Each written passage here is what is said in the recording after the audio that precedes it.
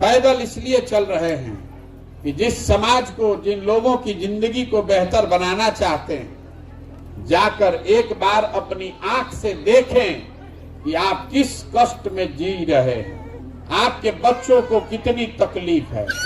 जब आदमी जानते नहीं कि दिक्कत का बा तो ओकर उपाय का निकाली। पुराना जमाना में हमनी के लड़का रही जा तो सुनावल जात रहे कि जे राजा होत रहे, राजा रात में भेष बदल कर निकलते थे ये जानने समझने के लिए कि हमारे प्रजा को क्या कष्ट है। अब आज के लोकतंत्र में जगरा के रउआ राजा हम रउआ मिल के बनावत नहीं जा, बटन दबा के। अब रात के बाद तो छोड़ दी, दिन में भी नेता जीतने के बाद आपका सुध लेने नहीं आ रहा। अगर गलती से कोई नेता आइयो गई तो अतना सुरक्षा लेकर चलता, अतना आगे पीछे ओकरा पुलिस रहता कि जनता से ओकरा भेटे में जकरा के रउआ राजा बनैनी, अब ओकरा रउए से भेंट होके में दिक्कत बा। हमनी के दुर्दशा बा। तो हम प्रयास कर रहा बानी कि पहले चल के देखी कि आखिर ऐसा का बात बा कि बिहार में हमनी के गरीबी दूरे नहीं खे हो। आज से गरीब हमनी के नहीं खींचा, आज से 40-50 बरिस पहले जब रउआ लड़का हो तबो तने गरीबी रहे। रोज रउआ 8 घंटा 10 घंटा काम करता नहीं, अपना से सही आदमी के चुन के भेजले बानी, मंत्री विधायक सांसद बनैले बानी, तबो राउर दशा नहीं के सुधरत। काहे नहीं के सुधरत? पहले बात के समझी।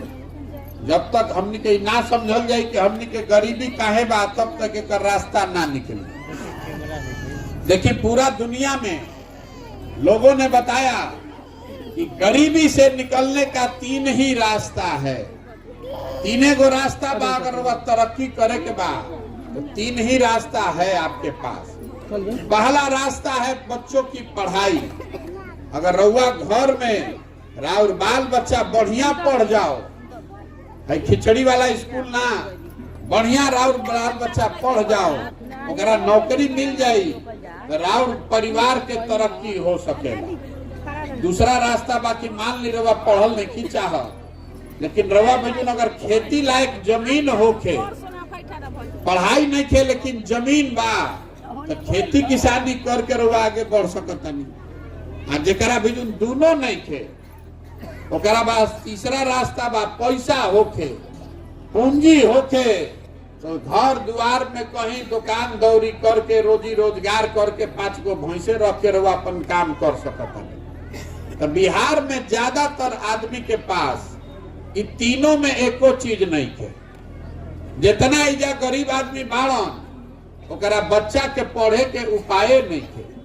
सरकारी स्कूल में पढ़े जाता, चाहे रउआ तनी पैसा बा पेट काटता नहीं तो प्राइवेट में भेजता नहीं, लेकिन पढ़ाई बढ़िया कहीं नहीं खे हो। तो जब राउर लड़का पढ़बे ना करी तो मजदूर ना बनी तो कलेक्टर बनी, उसको तो मजदूर ही बनना है।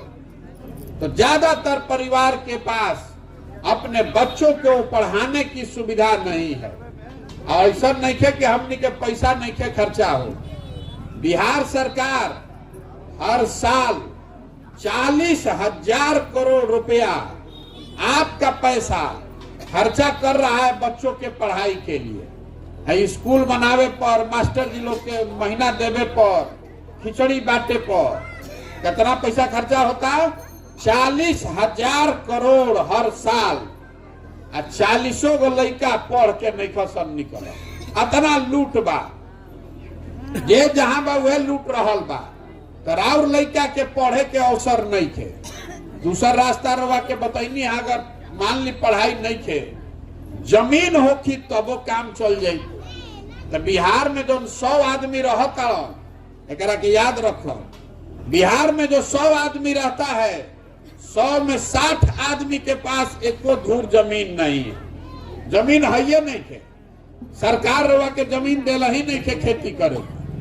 जो 40 आदमी के पास जमीन बा, वो 40 में 35 आदमी 2 बीघा से कम जमीन के मालिक बा।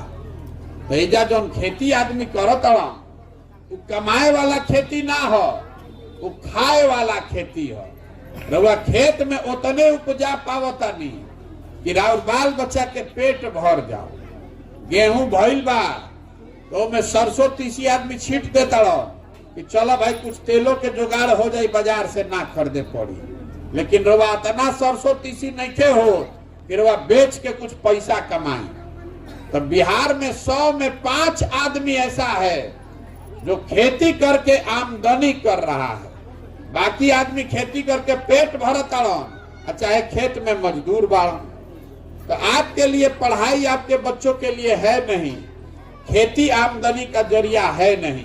तो तीसर बात बताइए है कि दोनों नहीं थे, लेकिन अगर पैसा होके तो रउआ कुछ रोजी रोजगार व्यापार कर सकता नहीं। पैसा रही तो 5 गो भैंसे खरीद के पाले लागो, पैसा रही तो एजा चौक पे एगो दुकाने खोल दे, सैलून खोल दे, कोई मुर्गी पालन कर ली, कोई मछली पालन कर सकेला, कोई सिलाई बिनाई के काम कर सकेला। पैसा चाहिए। तो बिहार में हर आदमी औसतन साल भर में 35,000 रुपया कमाता। तो 35,000 रुपया में उठाई का आप बचाई का। तो जब पैसा है ये नहीं खे तो जौन दुकान खोल सकता नहीं रहा तो दुकान नहीं खोलो, दुकान में जाके मजदूरी करता नहीं। मान ले रहा बाल काटे आवता आ 50,000 रुपया रवा बिजून रही तो रवा सैलून खोल ले, 4 गो आदमी के में नौकरियों दे दे। लेकिन अगर 50,000 नहीं खे आ बाल काटे आवता तो कोनो दूसरा के सैलून में जाकर मजदूरी करे के पड़ी। तो बिहार में जो हम बात रवा के समझावता नहीं कि ना लोगों के पास पढ़ाई का अवसर है, ना खेती है, ना पूंजी है, तो रउआ गरीबी से निकलब कैसे? हमरा के ई बता।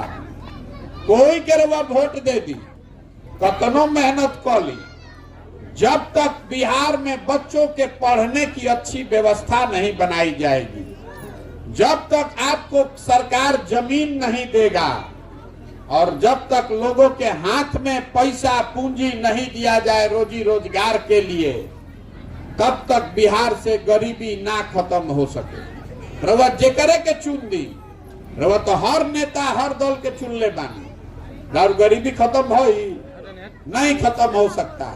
सरकार योजना लेके आवता सड़क बनवावे खाती, नाली बनवावे खाती, 5 किलो अनाज देवे खाती, लेकिन सड़क नाली और 5 किलो अनाज से राउर गरीबी ना खत्म हो सके, राउर परेशानी कम हो सकेगा। तो ये अब रउआ पूछब हमरा से, अच्छा तो यह बात बा पढ़ाई खेती या रोजगार, तो अभी जरा के रउआ चुन के सरकार बनैले बानी उ काहे नहीं के करत, उ रउआ के बतावे चलल बा काहे नहीं के हो। देखिए जितना आदमी खड़ा बा बैठल बा, एगो सवाल करो रउआ के जवाब देवे के बाद 2 मिनट में रउआ पता चली कि बिहार के दुर्दशा काहे बा। सब कोई सोच के बताओ, और कुछ होके चाहे ना, बिहार में गरीब से गरीब के सब के बच्चन के पढ़े के बढ़िया व्यवस्था होके के चाहे कि ना। मुड़ी नहीं के हिलावे के सब के बोले के बाद, फिर से पूछो तनी जोर से बोले के बाद, और कुछ होके चाहे ना। बिहार में जितना आदमी रहता ओकरा सब के लड़कन के पढ़े के व्यवस्था होके के चाहे कि ना होके चाहे। तो चौक पर सब लोग जुट के कहता होके के चाहे, सब कोई अभी